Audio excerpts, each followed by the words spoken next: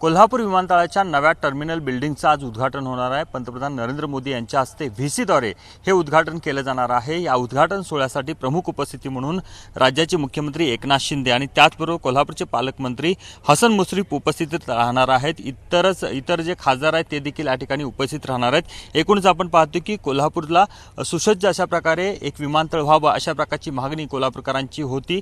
त्यानुसार आपण पाहतोय की कोल्हापूर हवाई अड्डा या ठिकाणी तयार झालेला आहे। ऐतिहासिक स्वरूप या ठिकाणी देण्याचा प्रयत्न जो आहे तो केलेला आहे आणि त्याचबरोबर कोल्हापूरचे धार्मिक किंवा ऐतिहासिक पर्यटन जे आहे ते या ठिकाणी रुजवण्याचा प्रयत्न केलेला आहे। आतमध्ये मोठ्या प्रमाणात जे प्रतिमा वगैरे लावण्यात आलेले आहे त्याच्यामध्ये आपण पाहतो की छत्रपती शिवरायांच्या राजदरबाराचे भव्य असं तैलचित्र रेखाटण्यात आलेलं आहे। त्याचबरोबर छत्रपती शाहू महाराज, राजाराम महाराज, करवीरच्या संस्थापिका रणरागिनी ताराणी यांच्या तैलचित्र देखील आतमध्ये लावण्यात आलेलं। अमृत नोनी ऑर्थो प्लस ये एक प्रूवन फॉर्मूला है। इसमें मौजूद नोनी फल के गुण और आयुर्वेदिक जड़ी बूटियां शरीर को जरूरी पोषक तत्व देने के साथ साथ हड्डियों और जोड़ों के घिसने, उनमें होने वाले सूजन और दर्द को रोकने में मदद करता है। दर्द मुक्त जीवन के लिए अमृत नोनी ऑर्थो प्लस। एकूणच आपण पाहतो की या बिल्डिंगचा आज लोकार्पण सोहळा होतोय, त्यामुळे कोल्हापूरकरांना या नव्या बिल्डिंग मधून आता विमान प्रवास करता येणार आहे। दुसरी गोष्ट जे जुनं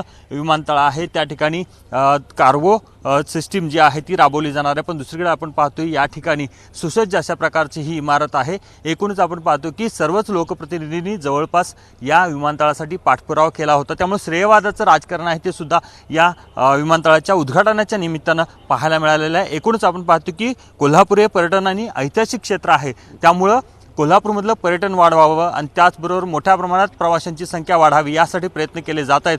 त्या प्रयत्नाचाच एक भाग म्हणून हे टर्मिनल उभारण्यात आलेलं आहे, त्यामुळे प्रवाशांसाठी हे नवीन एक पर्वणी ठरणार आहे असं आपल्याला म्हणता येईल। कॅमेरामॅन मिथुन प्रताप नाईक, झी मीडिया, कोल्हापूर।